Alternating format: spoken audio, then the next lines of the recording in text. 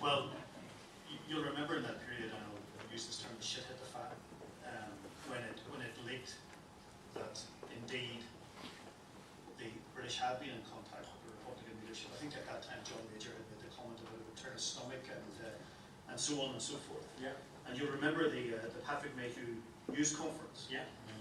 where he attached this contact to a message which he attributed to Martin McGuinness that the war was over and we need your British help to end the conflict. Yeah.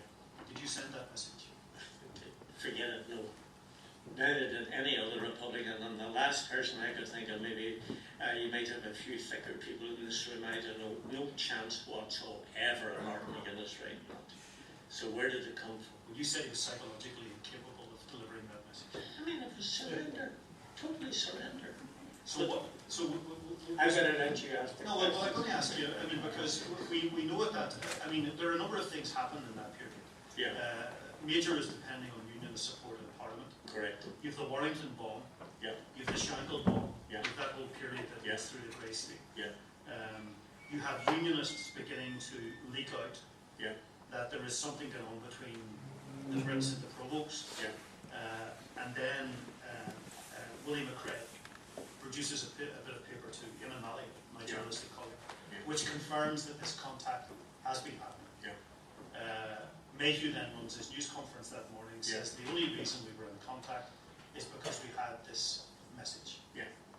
So what's the truth of it? Is what I'm asking. What I actually think happens is this, and this is I have another saying which I use with my family examples don't help, but I'll try and give one.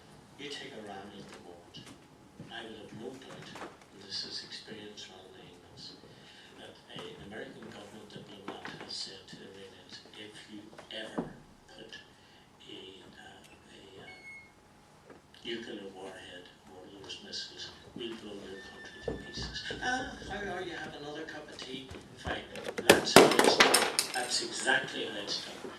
And that is not written on paper or done with the rest. So what I believe was happening was the Republican movement was moving very, very quickly. Fred had succeeded beyond his remit. The Conservative government was losing in Parliament. They were under great pressure over Europe. They needed, what was that older gentleman, head of the Unionist Party at the time? Molyneux.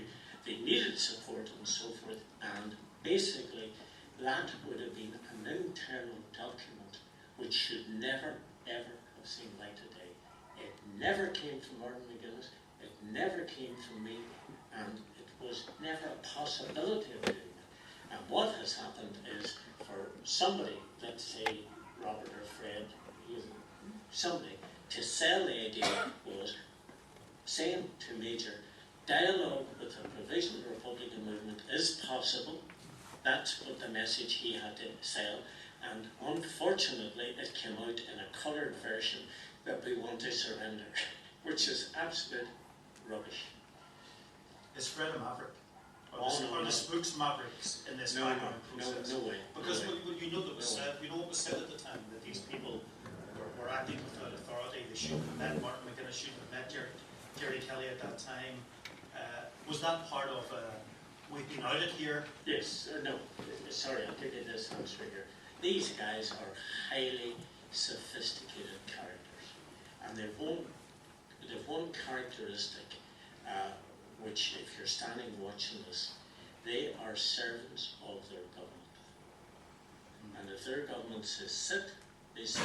And if they say stand, they stand. And if they don't like it, they resign. And that is a long tradition of that. But you don't think Fred was on a solo run, is what I'm asking? What I believe was that Fred was doing everything in his power to convince the cabinet of John Major that dialogue was possible in Ireland. That's what I believe. And the details of how that was happening was something which should, in my opinion, Mayhew used to roll a bomb into a situation. If, and I have no idea this, and I'm not terribly interested in hearing it, if the leadership of the IRA at that time had not been as solid as they were and are. And if someone had come up and said that Martin McGuinness was doing double bubbling with the government, then it would have been the most normal thing in the world for an awful battle row to have taken place. And somebody would say, well, Martin, look, we don't know whether it's right or not, but the evidence is, and so forth and so forth. Martin McGuinness was incapable. I don't know any other leading Republican who would have been capable of doing it. It didn't happen. It was a British invention. You were then visited by Jerry Adams, Martin McGuinness. Oh, lovely afternoon. Pat Huggerty and Jerry Kelly. Lovely afternoon. And I think you spent 4 hours, I think you said. 4 hours, yeah. I made the mistake of sitting in a wee wooden chair, you know, one of those type ones your granny used to have. You described it to me as an interrogation. No, I never said it was interrogation. Why did you do it? No. The media soundbited it into an interrogation. I know me, please. No, it was. What did they want to know? They wanted to know where it came from, because they had a situation where there was a written document, right? There was a written document. The British government were saying in their parliament that this was written by Martin McGuinness, and basically they were saying we need this cleared up. And they knew you as the person who was talking to the British. No, but this is why, well, I say that because there are 2 other people involved with you in the back channel, Dennis Bradley and Noel Gallagher in there. But you're the person who was talking to the British. So their natural instinct will be to say, you wrote this message, or you delivered this message. No, they didn't say that actually. They didn't say. They probably thought it. No, they didn't say. They asked me, did I write it? And it was a very intense 4 hours, but it was not an abusive 4 hours. And it was a situation in which they were intensely interested in how this came about, who was there, what was there, and basically that was it. They were interested in it. And as I say, as I haven't even, I'm incapable of writing it, right? Because it broke all the rules that I'd worked with. Excuse me, including the ones earlier on, and I want to come back to this. Say, for example, Donald had said something on the hunger strikes, and I had decided, well, it was better to put it this way.